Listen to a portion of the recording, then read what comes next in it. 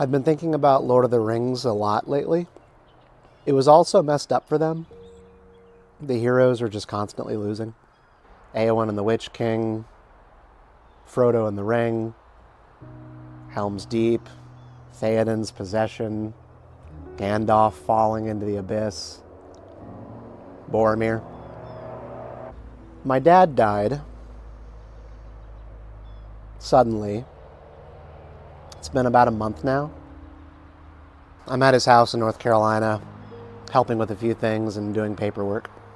I'm still in the stage of grief, they tell me, where I don't comprehend what has happened.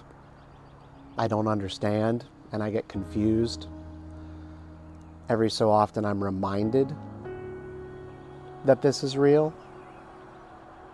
There are things I want to tell him, stuff I see in the news, and I pick up the phone to make the phone call and then remember. Feels like a dream. Feels like a dream and you just don't wake up. I'm waiting for the point of him being gone to become obvious to me. Which might be why J.R.R. Tolkien has been on my mind so much lately. There's this term that he coined in his academic work, Eucatastrophe. Comes from the Greek. EU for good, and catastrophe speaks for itself, but it's like an upheaval. Altogether, Eucatastrophe is when the tides shift. It's the light appearing when the dark is darkest, or an anti-doomsday. Gandalf showing up with the Rohirrim at the end of the Two Towers for the Battle of Helm's Deep is a perfect example. But still, that's just being saved in the nick of time, and you wonder what was the point of all the death that had to occur until he saved them. I like to think about Eucatastrophe as being a dinner table that gets flipped upside down.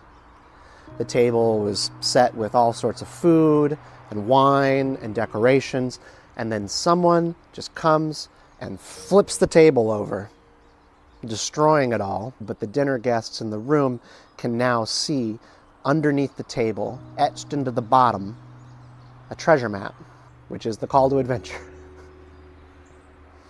The loss of the dinner isn't redeemed immediately, but the mood in the room suddenly shifts from pain and confusion to curiosity and hope. Good comes from the bad. I'm a hero's journey guy. My dad knew that about me, and I am not immune to writing those narrative beats into my own life. I don't think anybody is. I'm trying to understand why my dad had to succumb to an infection, one that we didn't even think was that serious early on, and what I'm supposed to do with that.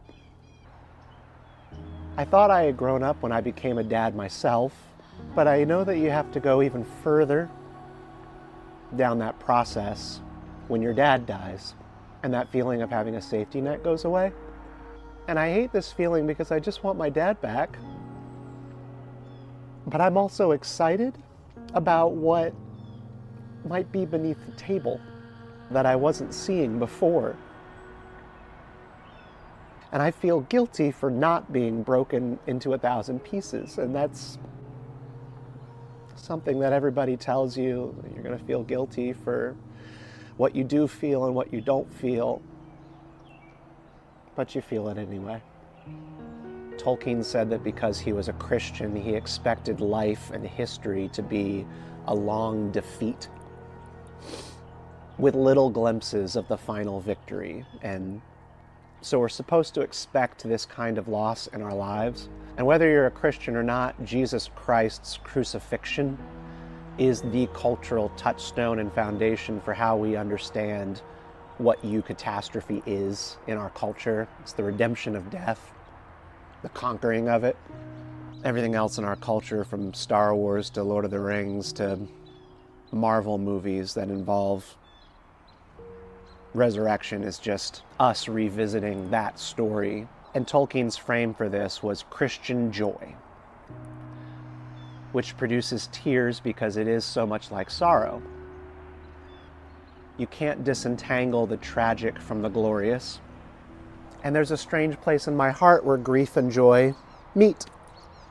And they reconcile their differences, and they become one thing. Is everything sad going to come untrue?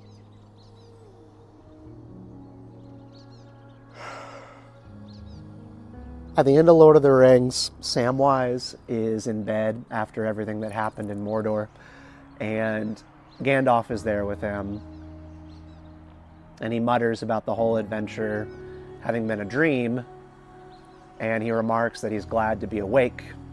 And then he turns over and sees Frodo lying there next to him, who is missing a finger from Gollum biting it off. And Gandalf asks Sam, "How do you feel?" I have been getting that question a lot lately, and Sam is described as laying back with his mouth open, fumbling through bewilderment and joy, and he's unable to speak. He's generally just emotionally confused by the question. And then he gasps, "Is everything sad going to come untrue?"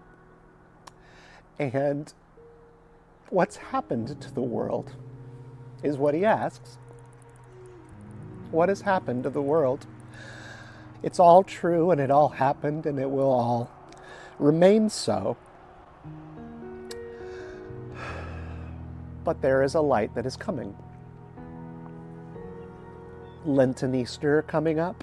That was my dad's favorite holiday because of what they represented about rebirth and renewal and the conquering of death and redemption. He was really cheesy. He loved Easter. He was really cheesy. This winter was horrible. I have never hated the cold season as much as I have hated it this year. But light is coming for me and for you. There is a treasure map beneath that ruined feast, underneath the table. And Eucatastrophe sings in the black of night. We've all seen it at one point in our lives. Whatever you're going through, good can come of it. Sometimes we have to wait. Debts can be paid, and they can be paid in ways you thought was never imaginable. Be faithful, be honest in your dealings with others. And just don't despair. Warmer days are coming. It's going to be 70 degrees today. And sunny. No clouds. Thank God. Stories, practically always, a human story is practically always about one thing, aren't they? Death. The inevitability of death. There is no such thing as a natural death. Nothing that happens to man is ever natural, since his presence calls the whole world into question. All men must die, but for every man, his death is an accident. And even if he knows it and consents to it, an unjustifiable violation.